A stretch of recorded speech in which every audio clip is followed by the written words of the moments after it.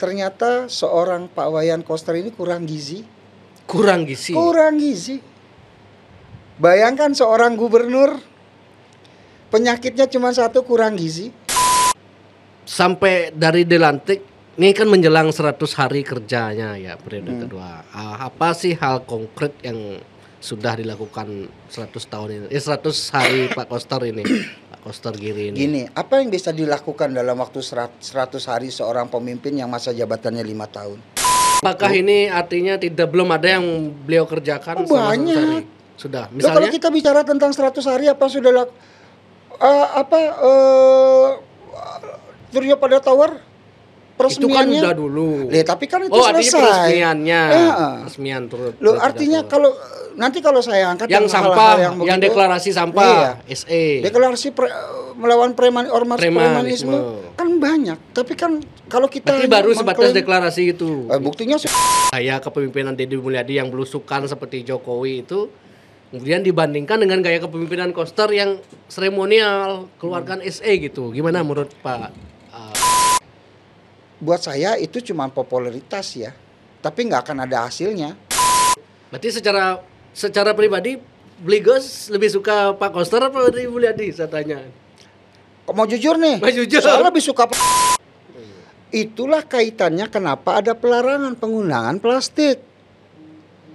Tapi kan dia kesannya itu pelarangan itu dari dulu sebatas aturan yang macan ompong katanya Pak. Sementara sampai sekarang masih banyak yang pakai plastik. Nah makanya ketika jadi jubir itu gajinya berapa sih itu? Gini deh,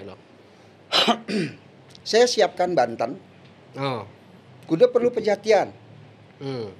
Erwin tunjuk pura-pura yang ada di Bali. Pura paling tengah tuh di Je. Memang sumpah meh.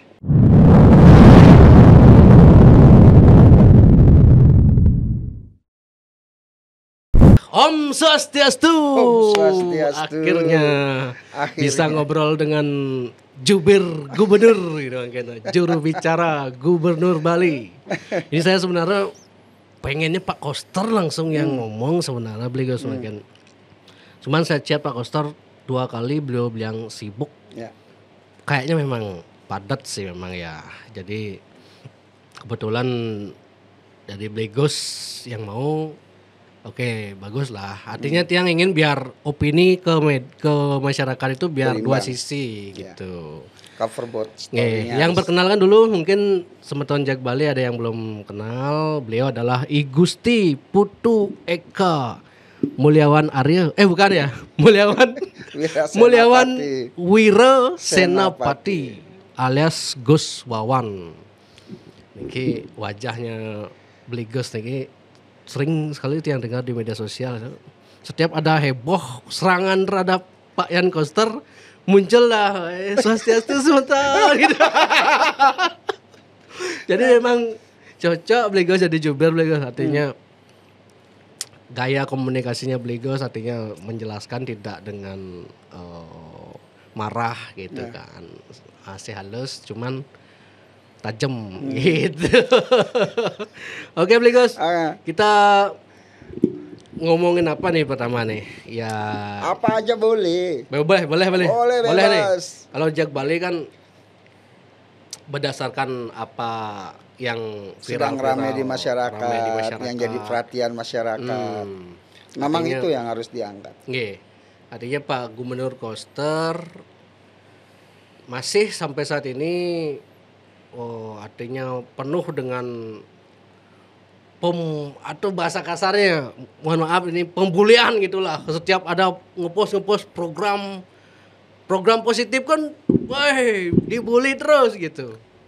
Terus sampai yang terbaru saat ini dibanding-bandingkan dengan Gubernur Jabar KDM Deddy Mulyadi gitu. Bisa nggak Gubernur Koster nih kayak Deddy Mulyadi gitu?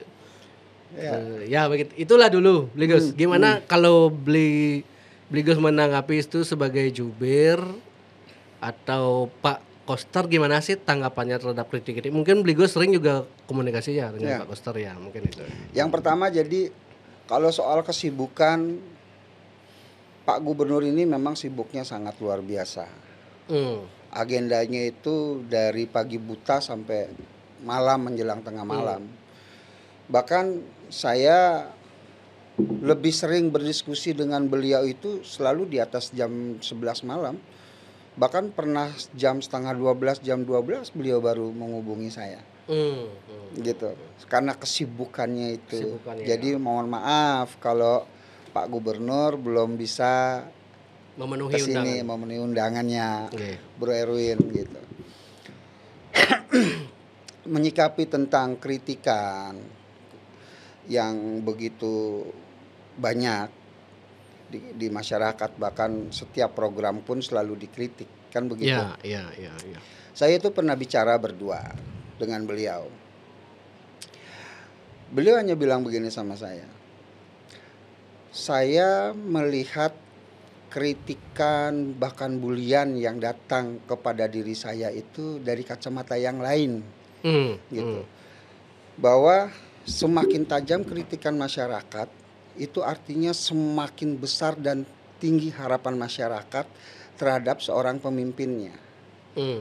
Dan ini harus dijawab dengan kerja nyata, karena itu adalah sebuah harapan.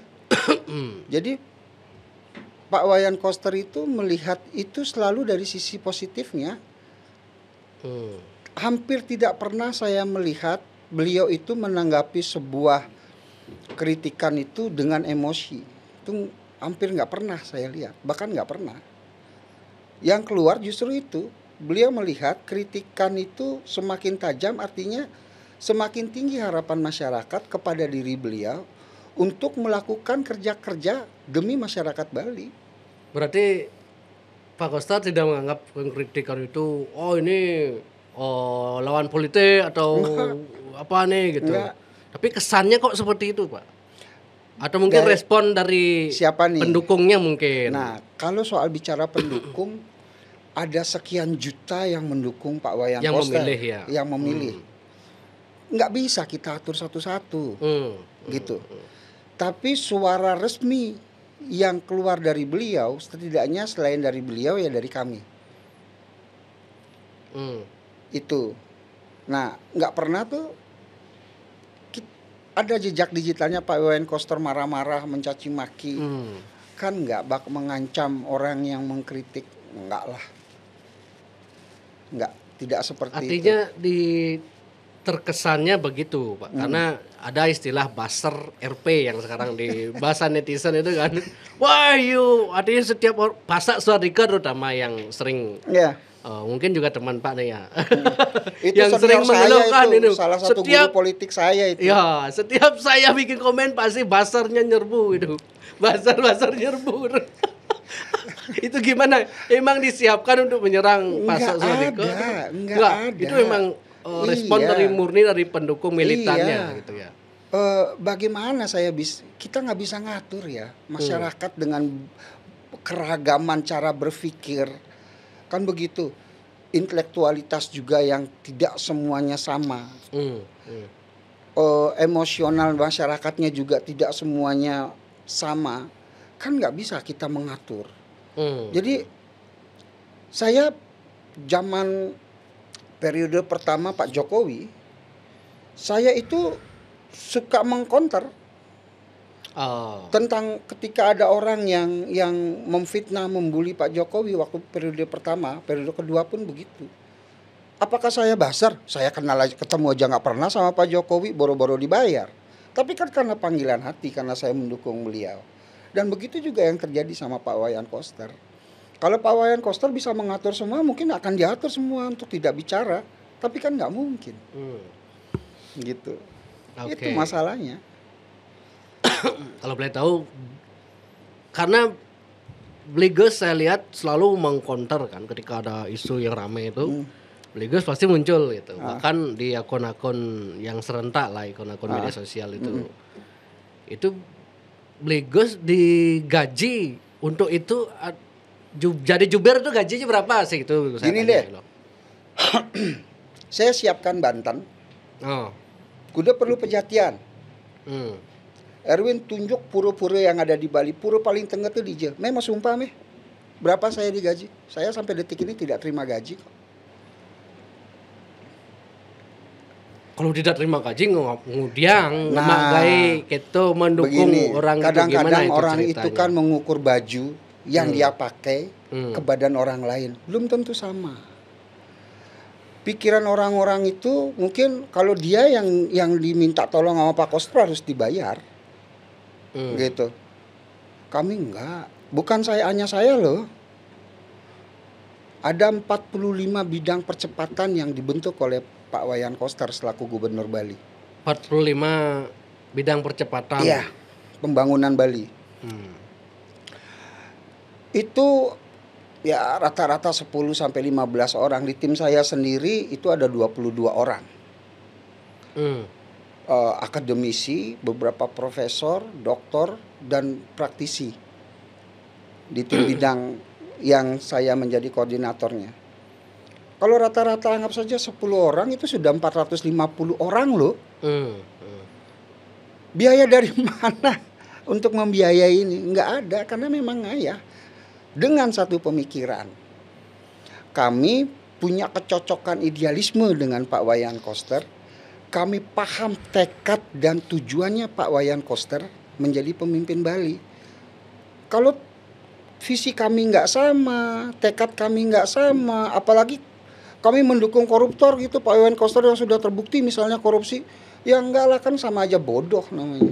Tapi karena kami paham siapa beliau, bagaimana tekadnya, bagaimana tujuannya, itulah kami ingin bantu. Mungkin ngayah loh. Mungkin gajinya dalam bentuk lain mungkin ada gitu. Nggak ada. Berarti jubir itu nggak terima gaji selama ini, Gus ya? Begini,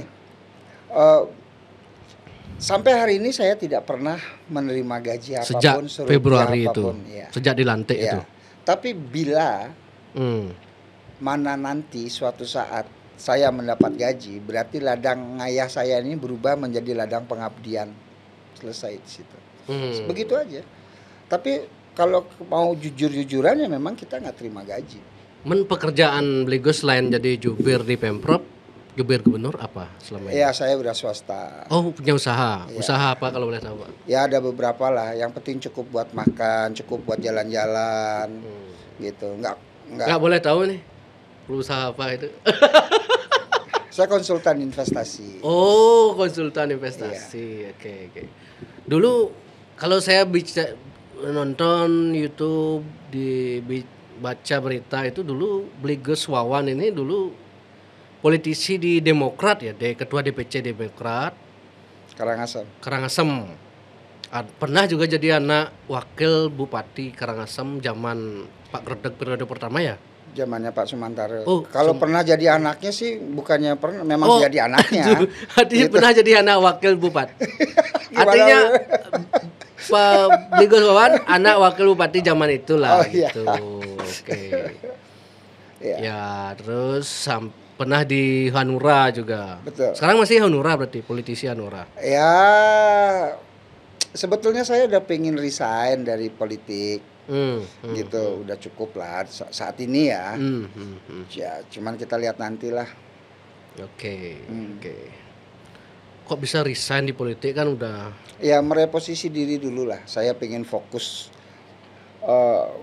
membantu Pak Gubernur hari ini sampai 5 tahun ke depan, dan biar tidak ada kepentingan yang saling berkelindan di situ ya. Saya harus reposisi dulu di dunia politik sehingga benar-benar bisa tidak ada kepentingan politik yang akan tersusupi ketika saya membantu Pak Gubernur bekerja. Dan yang perlu, ini untold story nih, cerita yang belum pernah, kisah yang belum pernah diceritakan dimanapun, tapi menjadi bisik-bisik di antara kami. Periode pertama, Pak Wayan itu suatu hari pernah ngeluh ngenak badan, akhirnya jatuh sakit, kontrol diminta untuk check up. Cek darah. Hasilnya ternyata seorang Pak Wayan Koster ini kurang gizi. Bayangkan seorang gubernur penyakitnya cuma satu, kurang gizi. Oke. Ya orang beliau kalau butuh gizi berarti. Butuh gizi dalam bahasa Indonesia nih. Nah, untuk periode kedua seawal sampai dari dilantik ini kan menjelang 100 hari kerjanya ya periode kedua. Apa sih hal konkret yang sudah dilakukan 100 tahun ini? 100 hari Pak Koster ini. Pak Koster Giri ini. Gini, apa yang bisa dilakukan dalam waktu 100 hari seorang pemimpin yang masa jabatannya 5 tahun? 100 hari. Renovasi rumah kita, renovasi bangun rumah saja nggak selesai 100 hari. Jadi apa yang mau dinilai? Buat saya terlalu naif dan sangat absurd ketika ada orang yang berusaha menilai 100 hari kinerja seorang pemimpin. Naif banget dan absurd. Kalau bahasa Balinya bes ngali-ngaliin dogen tuh gitu. Enggak. Kita nilai itu ada yang namanya 1 tahun. Oke. Program kerja 1 tahun. Ada program kerja menengah. Ada program kerja jangka panjangnya. Di situ kita bisa menilai. Secara aturan tidak ada 100 hari itu kerja. Bukan hanya 100 aturan, secara aturan, logika sederhana saya itu mengatakan ini sangat naif dan sangat absurd menilai kinerja seorang pemimpin dalam waktu 100 hari. Nggak bisa, nggak cukup. Apakah ini artinya belum ada yang beliau kerjakan selama 100 hari? Sudah. Misalnya kalau kita bicara tentang 100 hari apa sudah Surya Pada Tower peresmiannya itu kan udah dulu. Tapi kan itu selesai. Peresmiannya. Peresmian turut. Artinya nanti kalau saya angkat yang sampah, yang deklarasi sampah, SE. Deklarasi melawan premanisme kan banyak. Tapi kan kalau kita baru sebatas deklarasi itu. Buktinya sudah dilakukan tindak lanjut. Sekarang Polri aparat penegak hukum kan sudah melakukan operasi preman segala macam. Sudah ada tindak lanjutnya. Kemarin Giri Prasto blunder juga itu. Pemprov tidak akan digoreng juga oleh netizen. Pemprov Bali tidak akan melakukan sidak gitu. Kami sudah punya. Saya pikir kan secara jernih nih. Emang apa yang salah dari statement Giri Prasto? Oh mungkin dianggap Giri Prasto ini bagian dari anggota ormas sehingga tidak mungkin Giri Prasto nyuruh nyidak gitu mungkin ya. Begini. Gimana menurut Pak Ligus? Fungsi pemerintah itu lebih kepada administratif. Oke. Kalaupun ada fungsi penindakan, lebih karena penindakan dalam hal pelanggaran perda. Ya. Tapi ketika menyangkut tentang pelanggaran yang berhubungan dengan pidana, itu nggak punya kewenangan Pemprov. Pemprov nggak punya kewenangan melakukan sidak terhadap hal-hal yang disangkakan ada hubungannya dengan tindak pidana. Nggak boleh itu Pemprov. Itu abuse of power namanya. Makanya sampai di titik itu benar kata Pak Wagub bahwa Pemprov tidak akan melakukan sidak. Yang berhak melakukan itu ya aparat penegak hukum, ya polisi. Makanya. Jadi di mana salahnya? Caption yang di Jak Bali kan, memang ada apa? Kok bisa viral banget ini sementara di Facebook yang ramai itu. Saya post lah di IG, kok bisa viral banget ya, ini emang ada salah apa Pak Giri menyampaikan. tetap juga rame. Karena menurut yang netizen itu sekarang udah tahu lah seluk-beluk nih pejabat nih gimana. Pak Giri kan secara track record kan beliau memang anggota salah satu ormas besar di Bali gitu kan. Dianggap lah nggak mungkin lah Giri Prasto ngomong sidak, kan menyidak anggotanya sendiri, diri sendiri dong gitu. Saya yakinnya ketika memang ada kesalahan yang berhubungan dengan pemerintah provinsi, Pak Wagub, Pak Giri Prasto akan berani mengambil sikap tegas. Buktikan omongan saya. Justru lebih gampang menindak anggotanya sendiri. Ya, lebih tahu lah kondisinya gitu ya. Jadi ya begini. Kalau boleh saya tambahkan, masyarakat kita ini memang perlu diedukasi lebih lagi. Terutama netizen ya. Ya, netizen ini, sehingga pemahamannya tentang sistem ketatanegaraan, tugas-tugas dan wewenang pemerintah, itu mereka lebih paham. Jangan gara-gara ada jalan di satu desa rusak yang salah Pak Wayan Koster. Enggak begitu. Enggak juga salah bupatinya, enggak. Ada yang namanya, kalau bupatinya masuk akal dong. Enggak juga. Karena kewenangan pengelolaan jalan itu ada jenjangnya. Jalan desa yang berhak. Jalan desa, kewenangannya provinsi dan nasional. Jalan desa, kabupaten, kabupaten, provinsi dan nasional. Kalau jalan desa, desanya yang harus punya kewenangan mengurus. Nah, itu bukan yang perlu bupati, apalagi gubernurnya. Ini yang masyarakat harus paham. Sekarang ada nak budo melalung di jalan nak bisa pawayan koster peliang. Nggak diurus orang ini gitu. Nah, hal-hal beginilah masyarakat harus diberikan edukasi, pengertian, pemahaman bahwa kewenangan pemerintah itu ada jenjangnya dan ada batasnya, gitu. Contoh lagi, kalau kita bicara apa yang sudah dilakukan oleh seorang Pak Wayan Koster 100 hari beliau bertugas, Parkyu, Serangan. Parkyu itu atas imbauan, atas perintah gubernur? Iya bukan, artinya itu kan juga ada kewenangan yang dimiliki oleh provinsi. Parkyu gimana Parkyu? Ya itu kan sekarang ditutup total. Serius udah ditutup total? Ya setahu saya ditutup bisa total. Bisa dicek kan? Ya silakan. Nanti kalau buka lagi gimana? Ya silakan dicek. Gitu. Nah kemudian Serangan.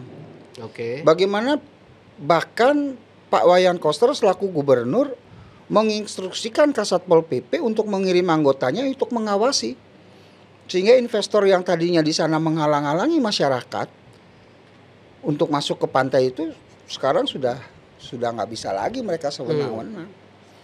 Kalau kita bicara apa yang sudah dilakukan sangat banyak, tapi kan kami nggak mau mengklaim, gitu. Jangan paksa macan tidur dibangunkan dengan cara paksa, gigitnya keras. Karena ada gubernur yang mereka tonton bisa ditonton kerjanya itu. Misalnya dibanding-bandingkan dengan Kang Deddy Mulyadi gubernur Jawa Barat kan.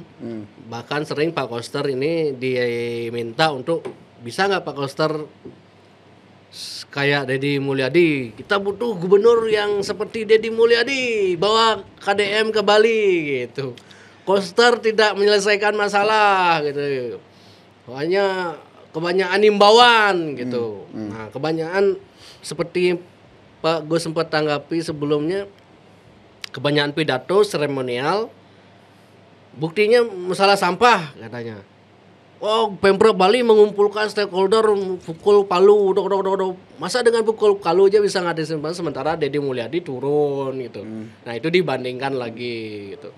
Masalah apa lagi ya banyak lah itu. Artinya gaya kepemimpinan Deddy Mulyadi yang belusukan seperti Jokowi itu kemudian dibandingkan dengan gaya kepemimpinan Koster yang seremonial, keluarkan SE gitu. Gimana menurut Pak?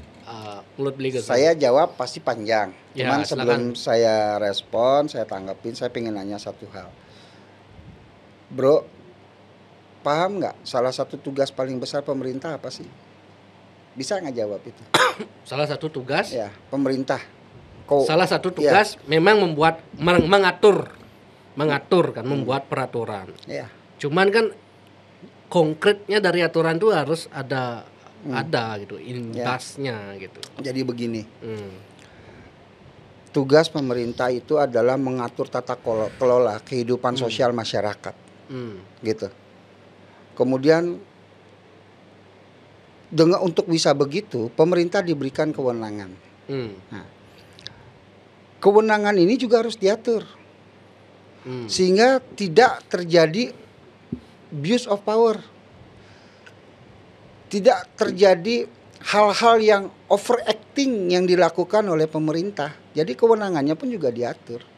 Nah, untuk bisa melakukan misalnya penertiban masalah sampah, pemerintah harus membuat aturan sehingga pemerintah punya kewenangan untuk mengatur tentang masalah sampah. Pertama. Kedua, pemerintah juga membuat aturan mengatur tata kelola kehidupan masyarakat tentang bagaimana masyarakat mengelola masalah sampah. Jadi dua hal ini harus disiapkan dulu. Nggak bisa pemerintah langsung action. Nanti ada lagi yang bilang, ini pemerintah main jalan-jalan aja udah jelas-jelas nggak ada aturannya yang ngatur. Kok main sok-sok ngatur? Nanti begitu lagi kan serba salah jadinya. Nah, dua hal itu dibuat aturannya hari ini sedang dibuat. Gitu. Ketika ini sudah selesai secara komprehensif, tata pelaksanaannya juga sudah dibuat secara teknisnya, baru akan diterjemahkan di lapangan. Kan itu yang harus dilakukan oleh pemerintah. bersama-sama dengan masyarakat. Masalah sampah nggak bisa dilakukan hanya dari satu sisi. Semua pihak harus terlibat. Partisipasi publik sangat diperlukan dalam mengelola masalah sampah. Gitu. Tapi kata Pak Saswariko di sini bicara hukum, gubernur yang punya tugas utama gitu katanya. Gubernur punya tugas utama dalam mengatur. Bukan gubernur tugas utamanya ngambil sampah pakai truk sampah. Enggak begitu. Betul, artinya tanggung jawab utama jangan dilibatkan ke orang lain. Artinya tanggung jawab utama gubernur, tanggung jawab utama. Enggak, tanggung jawab utama pemerintah itu dalam hal ini gubernur. Itu beliau di pasal bilang di undang-undang udah ada katanya. Enggak nggak bisa. Terus apa? Tugasnya coba minta penjelasan yang lebih komprehensif coba. Harus gimana bertanggung jawab dengan cara apa? Harus datang ke rumah masyarakat ngambilin sampah gubernurnya. Misalnya kalau kegagalan mengelola sampah di Bali ya ini salah gubernur. Oke, kalau bukan itu salah masyarakat. Kalau memang itu menjadi sebuah catatan, jangan salahkan ketika gubernur akan bersikap tegas, sehingga program ini akan berjalan dengan sesuai dengan target yang dibuat. Mungkin perlu sikap represif. Kalau memang seperti itu, represif contoh masyarakat nggak siap. Nah, paham nggak? Beliau ini, bagaimana kondisi di akar rumput, bagaimana karakter masyarakat kita. Yang paling gampang deh, disuruh memilah sampah aja masih sampai sekarang nggak jalan kok. Ya, karena kan karakter daerahnya beda-beda. Kemudian apakah itu yang disalahkan gubernurnya? Lucu dong. Masyarakatnya yang tidak mau menjalankan itu, diminta hanya memilah sampah di rumah masing-masing, yang plastik jadi satu, yang sampah yang bekas masakan jadi satu gitu misalnya. Kemudian pemerintah akan mengambil itu. Kan ini kita partisipasi publiknya harus berjalan. Nah, maksudnya kalau memang cara itu tidak bisa diikuti oleh masyarakat, gubernur harus cari cara lain gitu misalnya. Oh, apa harus represif? Yang nggak bisa itu harus ditangkapin. Pakai cara lain insenerator atau gimana? Bakar itu sampah itu. Tujuannya kan untuk itu. Tujuannya itu. Contoh, sampah-sampah organik itu akan dibuat pupuk. Kan begitu. Sampah-sampah yang non organik akan dimasukkan ke dalam satu alat. Masyarakat diajak berpartisipasi. Tolong dipisah saja dulu, dipilah. Tapi itu kan juga nggak jalan. Itu tugasnya masyarakat loh. Realitanya di lapangan katanya begini juga ada fenomena. Masyarakat sudah memilah tapi truk yang ngangkut masalah sampah ini lagi dicampur katanya. Lagi sampai Basung lagi tercampur gitu katanya Pak. Nah gitu gimana itu? Begini, nah ini makanya partisipasi publik ini kan harus berjalan di semua jenjang gitu. Tidak hanya gubernurnya saja, tidak hanya kepala dinasnya saja, tidak hanya birokrasinya saja, tapi juga tenaga lapangan yang ada tenaga teknis yang ada di lapangan juga harus bersinergi. Kemudian masyarakatnya juga harus bersinergi. Ketika memang ada masalah di tenaga teknis di lapangan, disitulah peran birokrasi ini untuk mengambil alih. Katanya itulah yang mengapa Deddy Mulyadi naik daun, katanya Deddy Mulyadi mampu menegur teknis-teknis di lapangan ini langsung, kamu nggak kerja nggak becus, gini harusnya gitu. Okay. Koster diminta begitu bisa nggak? Begini, Pak Wayan Koster sangat mampu melakukan itu, tapi apa gunanya ada kepala dinas? Apa gunanya ada perangkat daerah yang sudah dibentuk diatur oleh undang-undang? Ada jenjangnya, ada strukturnya. Tapi Deddy Mulyadi kok mau dia bisa begini. Karakter mungkin beda lagi. Pertama karakter, yang kedua situasi dan kondisinya yang berbeda. Gitu. Kalau Deddy Mulyadi turun ke sungai bersihin sampah di Bali kayaknya hampir nggak ada ya. Nggak ada kan? Pemimpin yang gitu. Bukan, maksudnya sungai yang sampai mampet seperti di Jabar sampai nggak ada airnya karena penuh dengan sampah kan nggak ada. Ada sesekali mungkin di Denpasar cuma. Iya. Di Denpasar. Mungkin dan itu ada kewenangannya dari wali kota. Gitu. Jadi begini, inisiatif itu juga harus dilakukan sesuai dengan kondisi. Kewenangannya.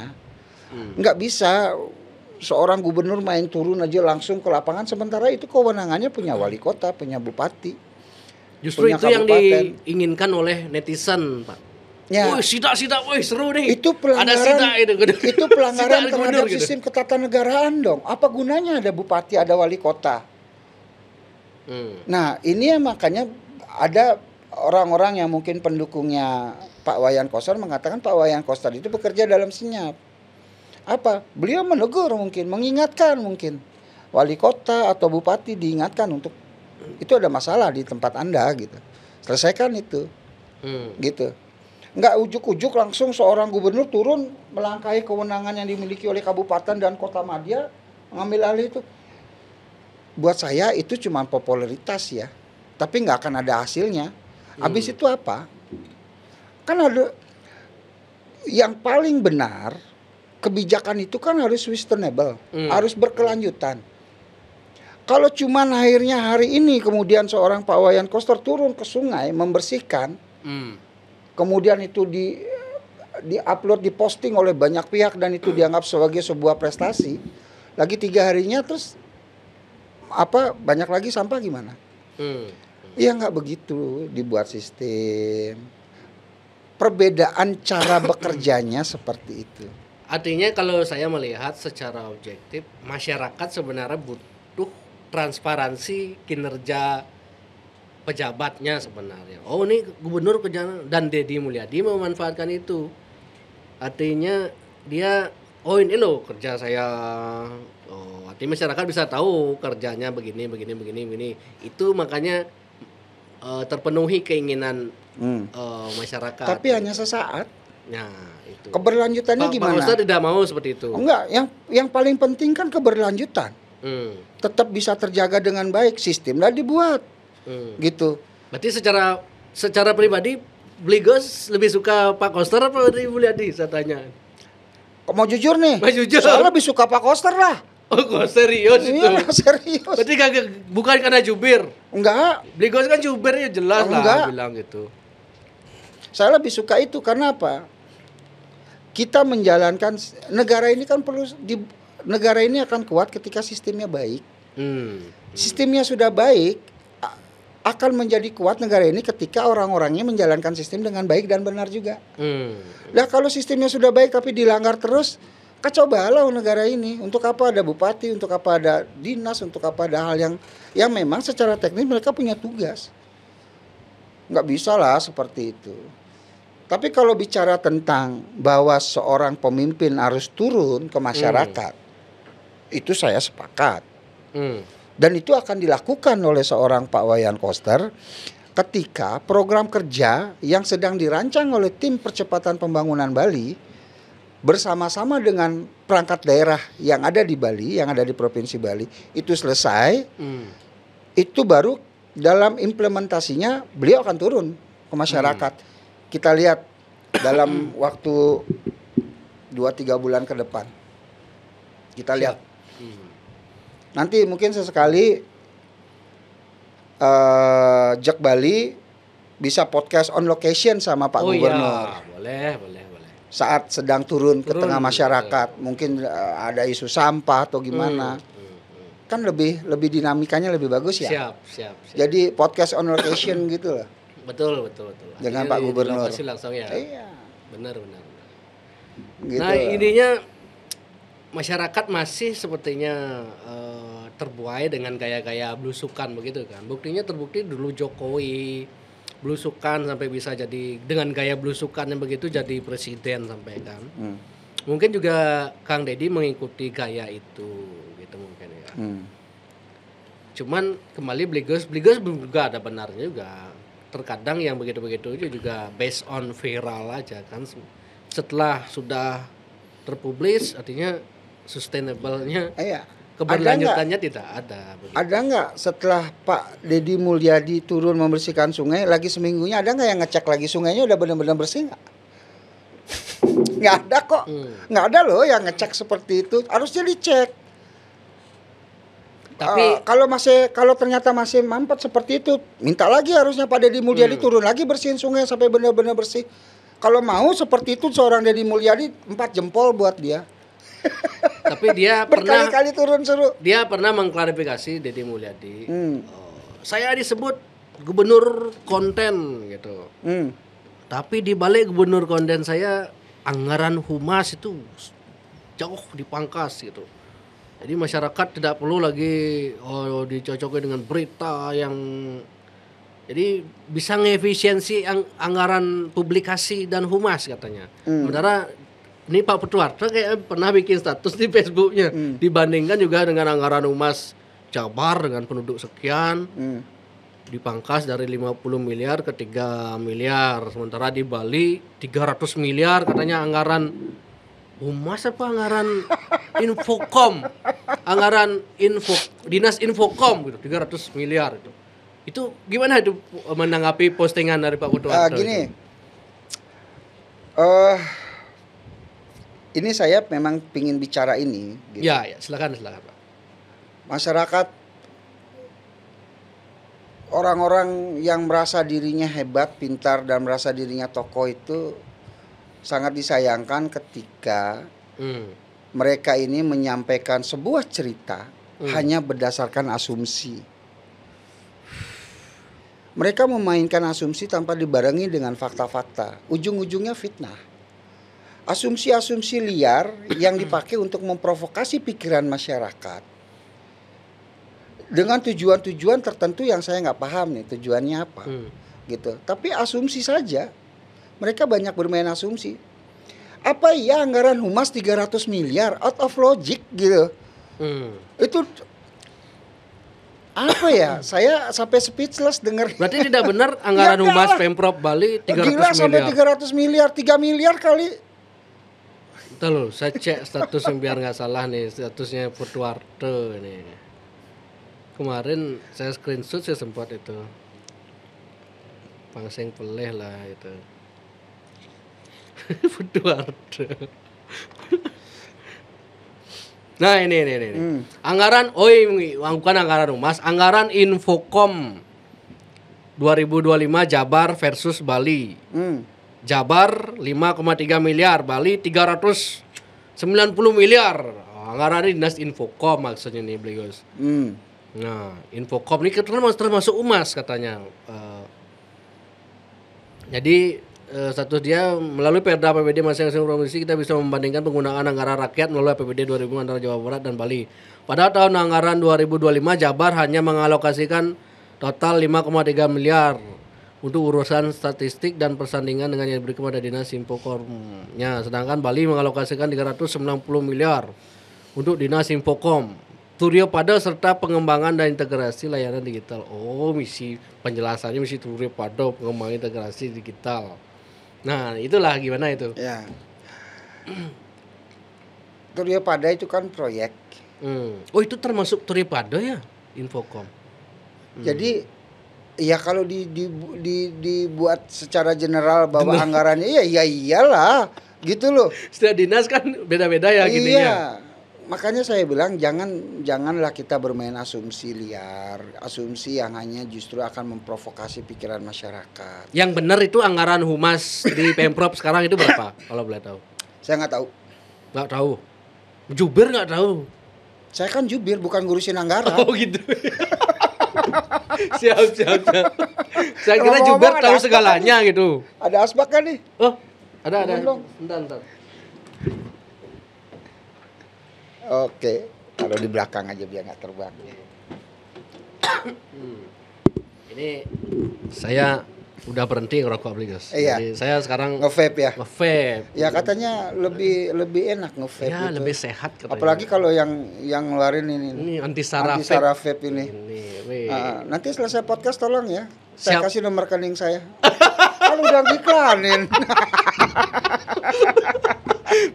Siap, Bligos. Lanjut masalah anggaran. Nah, ini katanya sempat Pemprov Bali pasti banyak nih ngeluarin anggaran untuk media-media, sehingga semua media di Bali rata memuji berlebihan Pak Wayan Koster ini. Berapa anggaran basarnya ini gitu. Itu asumsi. Ada nggak buktinya? Ada nggak faktanya? Iya jangan rusak Bali ini dengan asumsi-asumsi liar yang tidak dibarengi dengan fakta, dengan bukti. Contoh kemarin saya nonton di podcastnya Jack Bali. Ya. Ada yang mengatakan tentang pariwisata, dananya katanya kan saya nonton itu, ya kalau nggak ini dikorupsi. Kan ada bahasa begitu tuh. Kalau dananya maksudnya? Dana karena tidak benar lah pengelolaannya, padahal ada anggarannya, kira-kira begitulah. Siapa yang sumbernya mana deh ya? Ya kira-kira kemarin lah saya. Oh yang sebelumnya. Ya itu karena pejabatnya korupsi, kan ada statement seperti itu. Itu kalau kita pakai undang-undang ITE kena loh. Loh dia bisa menuduh korupsi, memang ada buktinya. Janganlah kayak gitu. Asumsi-asumsi liar seperti itu jahat buat menurut Tiang. Nggak boleh kayak gitu. Kecuali kalau dia punya buktinya, langsung lapor ke polisi, langsung lapor ke kejaksaan. Yang ngomongin soal villa itu ya? Iya. Apalagi kejaksaan sekarang sudah dijaga tentara, kan aman. Langsung aja lapor kalau memang ada bukti. Jangan cuman asumsi liar bahwa ini ada korupsi, nggak boleh kayak gitu. Nggak usah merasa diri hebat karena bisa memainkan asumsi-asumsi jahat. Jahat itu menurut saya. Gitu. Berarti selama ini di Pemprov, kan sebelumnya Pak Pasek Suardika juga sempat ngomong kan, korupsi terbesar di Pemprov Bali itu pengelolaan aset tanah Pemprov gitu, gimana itu? Kalau memang seperti itu sebaiknya laporkan. Nah, kenapa nggak dilaporin? Ya saya kan cuman ngasih data, kalian yang punya aparat, kita punya aparat itu telusuri lah gitu. Nah, waktu beliau bicara ngasih data ke Erwin? Nggak, ngomong aja. Kalau memang ada data laporin lah. Nah itu, gitu. Saya kan mancing aja beliau ngomong ya gitu. Ya dengan segala respect, beliau tuh guru politik saya, tapi kalau menurut saya, kalau memang ada data, apalagi beliau ini pengacara senior dan pengacara yang sudah levelnya nasional, paham lah pasti seharusnya. Kalau memang punya data kan bisa dilaporkan ke Tipikor atau ke kejaksaan, gitu. Polda kan ada yang memang subdit yang khusus ngurusin masalah Tipikor ini kan ada. Laporin, gitu. Kita malah senang. Gitu. Kalau ada yang bisa membantu kami dalam melakukan bersih-bersih di pemerintahan Provinsi Bali, kita malah senang. Gitu. Sangat senang. Karena Tiang paham sih psikologis netizen sekarang, beliau artinya kan Tiang cuma menyampaikan aja lah. Karena mereka terlalu muak melihat kondisi di lapangan, macet, masih kredit di jalan, terus sampah belum berhasil terurus di misalnya DPS Wung belum kelar itu. Soal keamanan hampir setiap hari kita melihat konflik antara warga-warga pendatang di Bali rusuh gitu.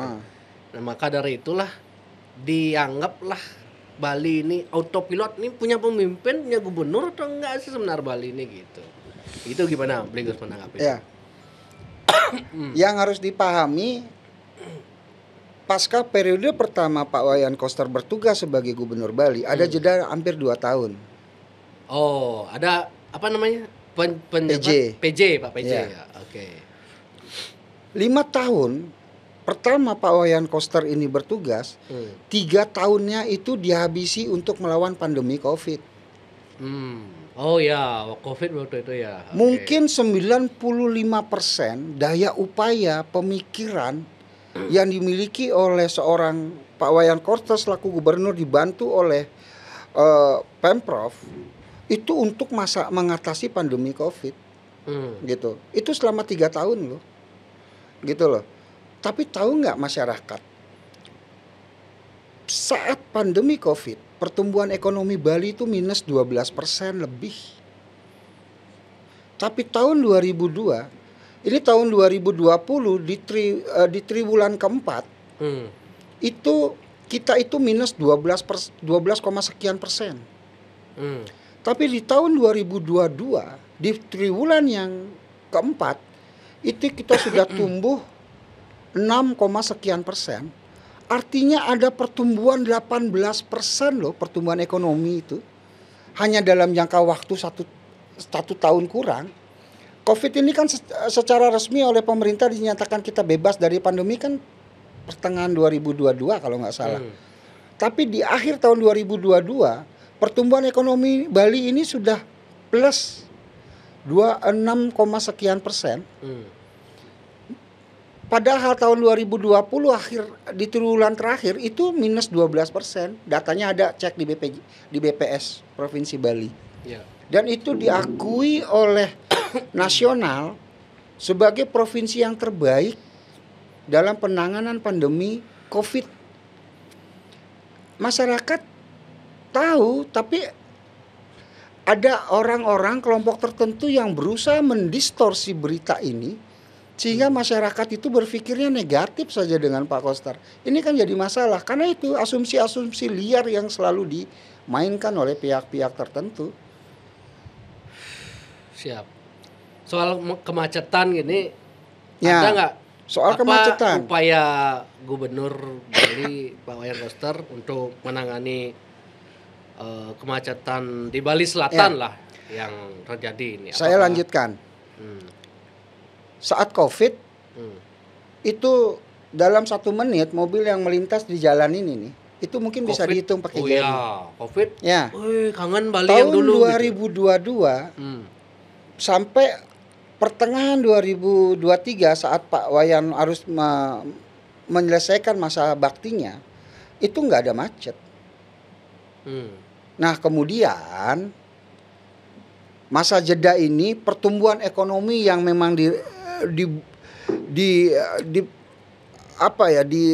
direncanakan sedemikian rupa pasca COVID oleh Pak Wayan itu tidak diantisipasi saat Pak Wayan jeda selama hampir 2 tahun ini. Gitu. Ya saya tidak mau menyalahkan siapapun. Tentunya kan berbeda orang, berbeda kebijakan. Macet parah ini kan 2 tahun belakangan ini. Masalah-masalah sosial yang terjadi di Bali khususnya di Denpasar dan Badung itu kan 2 tahun belakangan ini baru merebak. Meledak lah. Iya. Pertama, kalau saya lihat memang mungkin ada peningkatan secara kuantitas dari sisi masalah sosial. Yang kedua, sekarang ini siapapun bisa jadi wartawan. Sehingga semakin banyaklah berita-berita yang bermunculan tentang permasalahan-permasalahan karena masyarakat bisa mendadak menjadi wartawan, mengupload di medsosnya masing-masing, rame jadinya.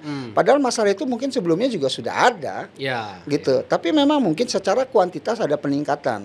Karena biasanya seiring dengan peningkatan sebuah pertumbuhan ekonomi di sebuah daerah, itu masalah-masalah sosial itu akan meningkat juga. Itu sudah seperti hukum alam ya. Nah, Pak Wayan 2 tahun loh jeda, hampir 2 tahun. Makanya pada pidato waktu beliau baru dilantik, kemudian pelantikan di Jakarta, kemudian beliau pulang ke Bali, beliau sendiri mengakui bahwa ada begitu banyak permasalahan sosial yang harus kita selesaikan. Gitu. Dan gak cukup dengan waktu 100 hari dong selesai, enggak. Iya, kan enggak, artinya saya paham tidak bermaksud menyelesaikan 100 hari, cuman selama 100 hari sudah ngapain aja gitu aja. Ya, 100 hari ini adalah mempersiapkan semua perangkat-perangkat infrastruktur secara administrasi pemerintahan, secara hukum tata negara dipersiapkan dulu. Gitu loh, sebelum pemerintah melakukan aksi nyata. Karena setiap langkah yang dilakukan oleh pemerintah harus punya dasarnya, harus punya dasar hukumnya. Kalau tidak, maka pemerintah akan dianggap sembrono. Balik lagi seperti yang tadi saya bilang, akan dianggap seperti abuse of power, gitu. Jadi pemerintah juga harus punya dasarnya dulu. Ini sedang disiapkan. Mudah-mudahan dengan dibantu dengan adanya tim percepatan pembangunan Bali,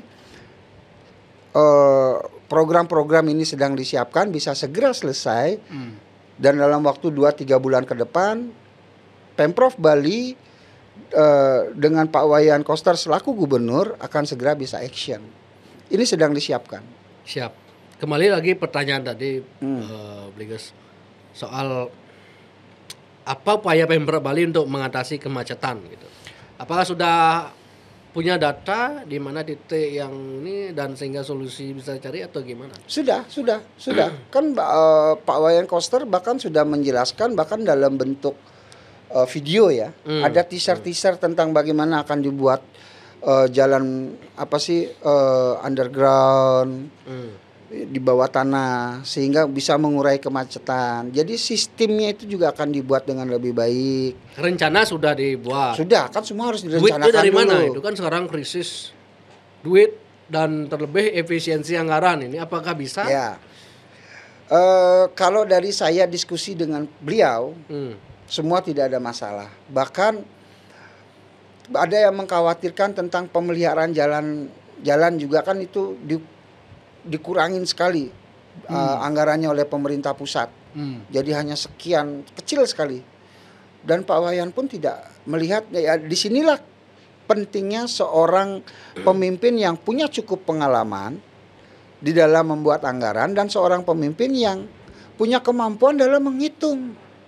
Kebetulan beliau kan doktor matematika nih. Jadi paham sekali bagaimana menghitung dan mengalokasikan anggaran. Ya kita lihatlah. Mudah-mudahan 2-3 bulan ini segera bisa action. Program-program kerja yang sudah dikomitmenkan secara politik oleh Pak Wayan Koster itu segera bisa dijalankan. Kalau tahun anggaran sekarang ini kan anggaran yang tidak dibuat oleh Pak Wayan Koster. Secara anggaran politiknya dibuat oleh PJ. Tentunya nggak banyak modifikasi yang bisa dilakukan. Kalau dipaksakan terjadi pelanggaran nanti. Gitu. Siap.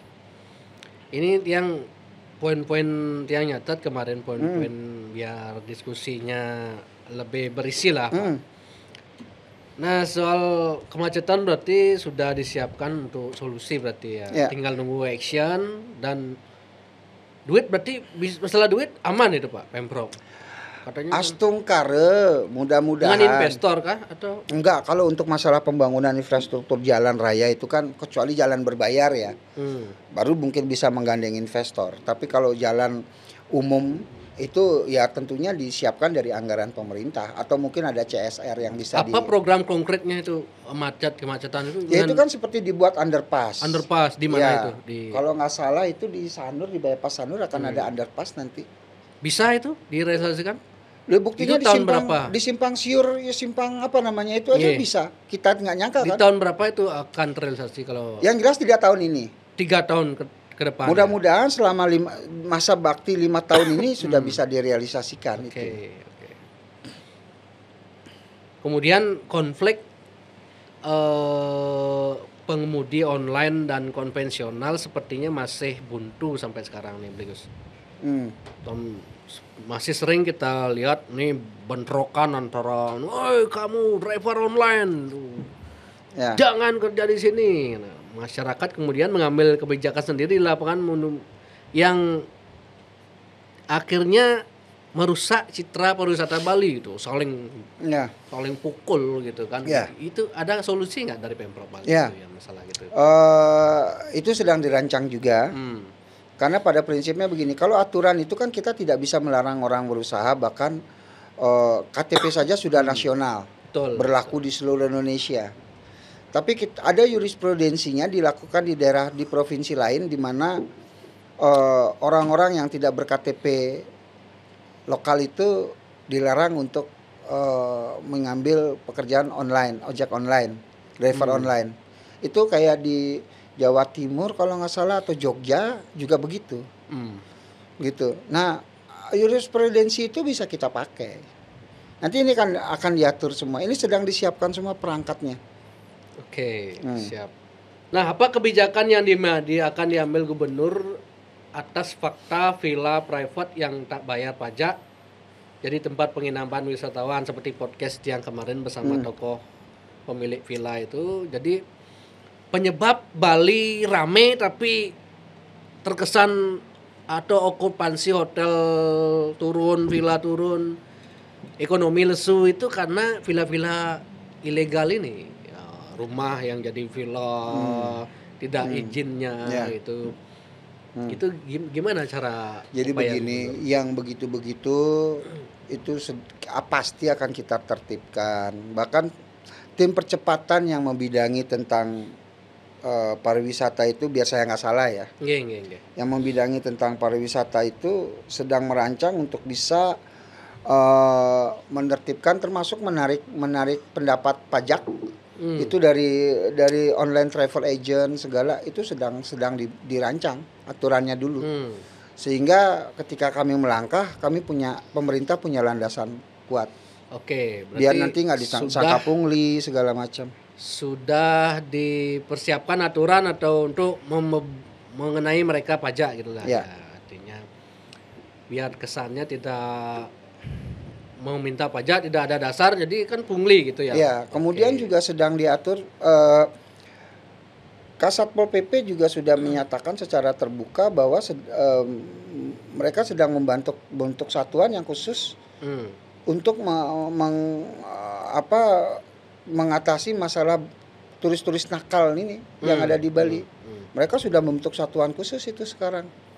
Nah, untuk bisa mereka bertindak kan harus ada aturannya dulu. Sehingga dasar hukumnya mereka nggak disalahin ketika mereka mengambil sikap, mengambil tindakan. Gitu. Itu sedang disiapkan semua. Tapi satuannya sudah ada, sudah disiapkan. Sehingga ini selesai langsung mereka bekerja. Siap. Nah, ini soal desa adat niki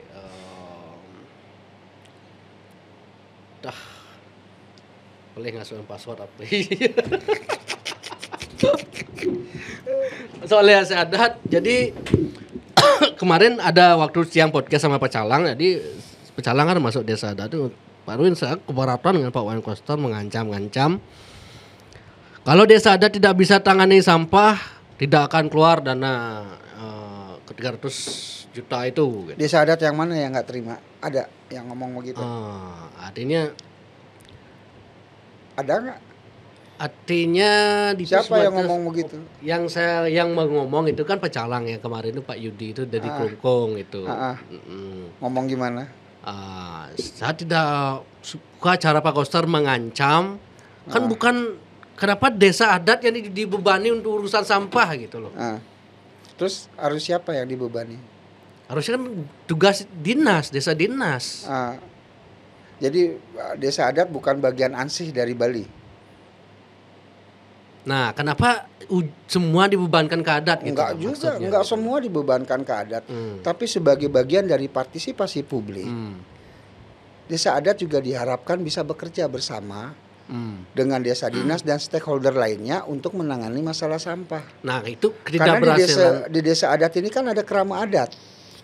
Yang menghasilkan sampah sekaligus dimintakan untuk mengelola juga. Makanya kenapa ada program sampah berbasis sumber. Jadi sudah dari hulunya sampah itu sudah kita kelola dengan baik melalui partisipasi publik dan untuk bisa seperti itu itulah diperlukan pelibatannya desa adat. Gitu. Itu yang pertama. Yang kedua, di awal kan kita sudah bicara, nih pemerintah nih harusnya bisa dong action, bisa dong memberikan aksi nyata, harus bisa ada penekanan dari pemerintah. Apa yang sudah dilakukan pemerintah kan begitu. Nah, ketika pemerintah mengingatkan desa adat untuk bertindak, sekarang ada yang protes. Ini kan ambigu jadinya.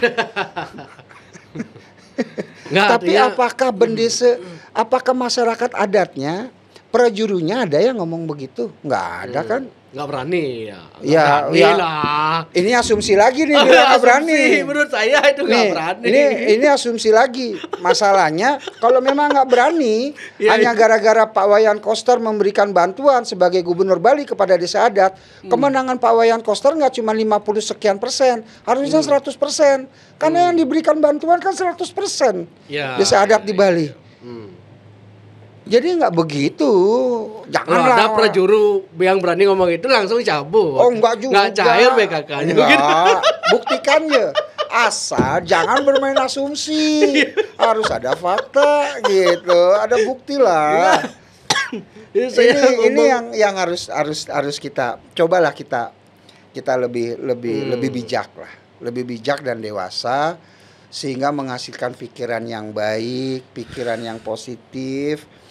Silahkan mengkritik, gitu. Silahkan membelejeti semua kinerja pemerintah, tapi jangan bermain asumsi liar. itu sangat jahat. Kan menduga itu boleh aja. Ya kalau menduga kalau nggak ada kalau nggak ada bukti kan fitnah. Betul, artinya kan tidak sepanjang tidak menyebut gini kan saya paham juga kan masalah itu kan. Enggak, saya nggak nuduh Erwin, kan banyak tuh yang berbicara di luar sana. Betul. Yang lain kan belum tentu paham hukum dan lain-lain kan gitu kan. Kalau konteks ini Pak Suardike juga sempat ngomong, "Woi, kenapa masyarakat diancam? Masyarakat adat diancam sekarang kalau tidak bisa ngelola sampah, BKK tidak cair gini. Padahal tugas utama tanggung jawabnya ada di tangan gubernur gitu kan." Lah itu dalam rangka menjalankan tugas dan tanggung jawab. Apa gubernur, seperti yang tadi saya bilang, apa gubernur yang harus langsung ngambilin sampah ke tiap rumah? Kan ada perangkatnya. Pemberdayaan desa adat itu secara positif dong dilihat, jangan secara negatif. Kan perlu partisipasi publik. Yang menghasilkan sampah siapa sih? Kan masyarakat. Masyarakat itu yang ada di Bali siapa? Ya masyarakat adat itu sendiri. Ya, karena gitu tidak sejengkal pun tanah di Bali tidak tanah adat. Iya.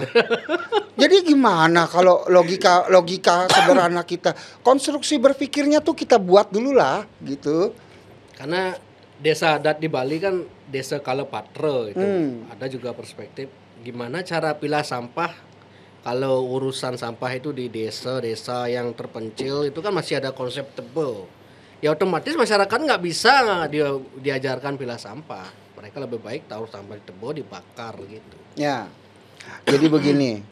Justru karena konsep tebel itulah, kalau yang dibakar adalah sampah-sampah organik, dibakar malah jadi pupuk. Tapi ketika sampahnya plastik dibakar, itu jadi merusak lingkungan. Itulah kaitannya kenapa ada pelarangan penggunaan plastik.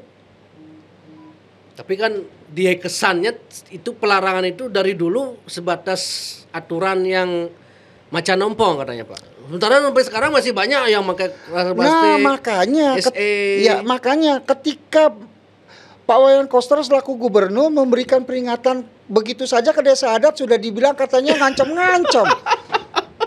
Di satu sisi dibilang macan ompong. Kan lucu. Ambigu bener sih ini orang-orang. Gimana sih? Dari gubernur di Bali itu sing ruwet asal. Enggak juga, sebetulnya enggak ruwet. Selama tokoh-tokoh yang selama ini kritis, silakan kritis, bagus. Ada penyeimbang, ada yang mengkontrol. Fungsi kontrol itu kan sekarang tidak hanya di legislatif, masyarakat juga harus punya fungsi kontrol. Tapi sekali lagi, jangan bermain asumsi.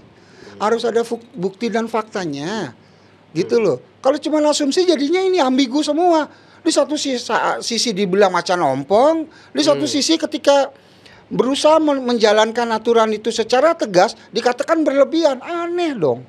Ya. Serba salah. Buktinya kan SE soal larangan beredar air mineral itu kan tidak jalan juga, masih banyak itu. Kan artinya kan hanya macan kertas itu Pak. Ya. Itu gimana? Jadi ini masukan nih. Masukan dari Erwin kan. Kami akan lebih tegas berarti ke depan. Dan kalau ditanya masyarakat, Erwin yang nyuruh bukti digital aja ada nonton tuh. Gitu dong nanti. Jadi kalau masyarakat mau ini biar nyerang ke Erwin aja. Jangan ini ya. Iya dong. Artinya kan lucu istilahnya gubernur bikin aturan untuk tidak ditegakkan kan itu artinya. Ya. Gitu. Siapa sih yang harus menegakkan? Siapa yang harus menjalankan aturan yang dibuat pemerintah? Kita semua loh. Betul. Gitu. Nah, makanya saya berkali-kali bilang partisipasi publik ini harus dilaksanakan, dilibatkan, dijalankan bersama-sama. Sehingga tidak ada lagi bahasa macan ompong, tidak ada lagi dibilang pressure, tidak ada lagi dibilang macam-macam lah. Gitu. Kita lakukan bersama-sama. Kesadaran harus dibangkitkan dulu. Bagaimana kesadaran masyarakat bisa bangkit untuk menjalankan itu semua ketika ada pihak-pihak atau kelompok-kelompok tertentu selalu membuat narasi-narasi yang tidak benar. Memprovokasi pikiran-pikiran masyarakat melalui asumsi-asumsi liar. Misalnya kalau itu yang disampaikan realita gimana Pak? Bagus. Salah nggak itu? Enggak dong. Itu bagian dari kritik membangun. Nah itu. Kami yang ada di dalam akan memperbaiki. Apa yang tidak realita misalnya disampaikan oleh itu tadi banyak kan. Tadi udah disebutin. Di satu sisi dibilang macan ompong. gitu, karena dianggap nggak jalan. Tapi ketika kita sudah pemerintah sudah tegas, dianggap represif. Itu kan asumsi-asumsi, gitu loh. Nah sekarang ini kan ada evaluasi. 5 tahun pertama ini ada beberapa himbauan, edaran atau peraturan gubernur bahkan perda yang sudah dibuat untuk mengatur tata kelola kehidupan sosial masyarakat, ternyata belum berjalan maksimal. Gitu. Karena dianggap oleh netizen itu sebatas himbauan gitu, Pak. Gimana itu? Ya terus pemerintah harus gimana, Mbak? Masyarakatnya dibangunin satu-satu, ditarik bajunya, ayo kerja bersihin sampah. Kembali lagi dianggap disuruh seperti Deddy Mulyadi turun kau sama gitu. Serba salah ya. Pemerintah tuh jadi serba salah gitu loh. Ya, complicated. Ya. Memang perlu mental yang kuat. Betul. Dan punya pikiran yang tajam untuk bisa menyelesaikan masalah-masalah begini. Cuman sehebat balik lagi seorang Pak Wayan Koster ini kan manusia biasa. Tenan wong lulus. Jangankan beliau seperti dewa, setengah dewa aja tidak, tetap manusia biasa yang juga punya kelebihan dan kekurangan. Nah, kekurangannya ini ya mari kita perbaiki gitu loh. Kita isi gitu. Hanya tinggal sekarang bagaimana kita bersama-sama. Intinya bersama-sama. Betul. Pemerintah kewenangannya, tugasnya adalah mengatur.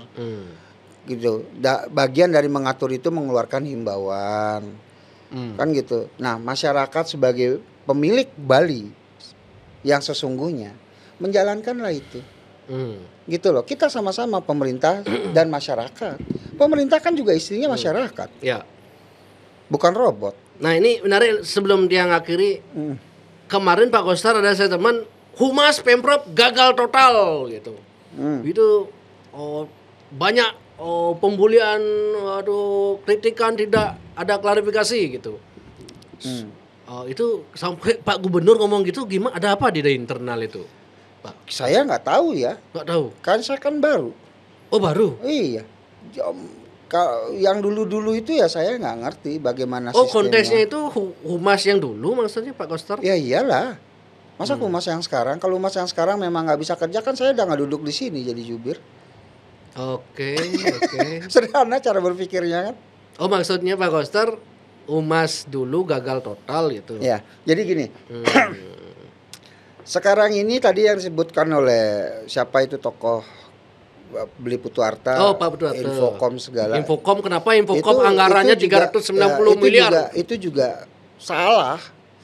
Sudah nggak ada Infocom, adanya Kominfos. Oh, kok bisa dia screenshot data itu? Nah makanya sudah nggak ada Infocom, adanya Kominfos. Kominfos. Ya. Ya mungkin bahasa aja itu mungkin. Ya tetap aja kan akhirnya identifikasinya salah dong. Kemudian humas ini sudah tidak ada lagi di Kominfos, tidak di Infocom. Gitu loh. Humas ini sudah berdiri sendiri menjadi biro tersendiri. Gitu. Jadi identifikasi masalahnya saja sudah nggak tepat. Nih, data sampai dia screenshot PDF Perda Provinsi Jawa Perda nih di Perda. Di Perda itu. Dia sampai screenshot Perda katanya. Masa salah ini dia? Screenshot Perda kayak gini. Ya baca aja Perdanya apa isinya. Berarti screenshot aja ini dia tapi. Ngerti. Yang jelas memang dulu sempat sih beredar screenshot juga kan APBD di media sosial itu. Anggaran publikasi Pemprov juga 25 miliar, berapa? 25 miliar kalau nggak salah. Dulu ya. Nggak besar menurut saya segitu. Ya. Nggak besar, bahkan kurang. Karena begitu banyak program-program. Nah ini mungkin yang jadi masalah. Program-program yang sudah dibuat, bahkan itu dia sebagai sebuah prestasi sesungguhnya, itu tidak tersampaikan dengan baik kepada masyarakat. Ya itu tadi karena gaya kepemimpinan Pak Koster yang cenderung senyap katanya. mungkin. Lihat, tapi kan ada fungsi humas yang harus menyampaikan kepada masyarakat. Ya mungkin di periode sebelumnya itulah kenapa dianggap Humas gagal total gitu. Ya bahasanya itu dianggap gagal, sehingga dievaluasi lah hari ini. Gitu loh. Hari ini dievaluasi, kemudian diperbaiki lah. Oke, perbaikannya dalam bentuk apa sekarang misalnya? Ya mungkin komunikasi publiknya. Oh, buktinya Pak Gus Wawan datang ke sini gitu ya. Ya, bagus lah. Gitu. Ya, ini salah satunya. Ya kalau nggak bisa gubernur ya jubirnya lah minimal. Ya, harus jujur lah. Betul. Ya nanti kan saya udah bilang akan lebih cantik, lebih bagus. Nanti misalnya podcast on the spot, on location, siap. Sehingga Erwin juga mendapat gambaran utuh dengan program-program yang sudah terrealisasi, ada gambaran utuh. Dengan Erwin mendapat gambaran utuh, harapannya masyarakat juga mendapat gambaran utuh. Siap. Tanpa ada distorsi lagi di tengah-tengahnya. Oke. Tanpa ada orang-orang yang menggoreng dengan cara-cara negatif sehingga berita-berita positif ini terdistorsi jadi sesuatu yang negatif. Oke. Gitu, siap. Ya. Untuk podcast pertama Bligos sekian dulu yang dirasa cukup. Siap. Ya, nanti next mungkin kalau ada yang penting-penting lagi, heboh lagi karena bicara Pak Koster gak selesai-selesai kayak ini kontroversinya gitu. Iya. Karena mungkin secara news value mungkin beliau ini seksi dari segi pemberitaan. Karena gitu. Media darling. Kalau nggak isi Koster itu, kalau udah isi Koster pasti. Iya, dan Pak Koster melihat itu sebagai sebuah tantangan yang harus dilakukan. Seperti yang di awal saya bilang, beliau melihat bahwa ini sebagai sebuah harapan. Semakin tinggi harapan masyarakat, maka semakin tinggilah kritikan yang akan diberikan karena harapannya kan tinggi. Ya. Gitu loh. Ekspektasinya tinggi. Disitulah menjadi tantangan untuk beliau menjawab hal-hal ini ke depannya. Mudah-mudahan dalam 5 tahun masa jabatan beliau berikutnya ini, hari ini tidak ada lagi hal-hal yang sangat merugikan kita semua seperti pandemi. Kan sekarang banyak sekali tuh isu-isu bahwa 2000 sekian akan ada pandemi lagi, tahun depan akan ada bencana alam, wah ada banyak lah. Yang meracuni pikiran masyarakat kita yang tidak terlalu paham bahwa itu kadang-kadang kan cuman atau clickbait. Hanya sekedar clickbait saja kan begitu. Ya. Gitu. Siap Bligos. Ya. Semua nih. Nanti kita bikin. Saya koordinasikan dulu dengan Pak Gubernur. Kalau saat nanti ada hal-hal yang memang kira-kira bisa diliput. Nanti bisa saja bikin podcast on the spot, podcast on location gitu. Sambil kita melihat. Oke, bro. Semua nih. Siap ya, bro. pokoknya sehat selalu Bligos. Wawan dan tetap semangat. Bro juga tetaplah jadi Erwin yang sebenarnya. Dia meskipun salutnya sama Pak Koster begitu dia bikin konten podcast di IG gini. Yang apresiasi Pak Koster masih tidak menganggap tiang musuh gitu. Ya memang. Saya WA beliau, kirim link podcast, suksema gitu. Terus kita diskusi juga sampai malam masalah ormas tuh Pak Gubernur, kenapa Pak Koster ini dijawab gitu.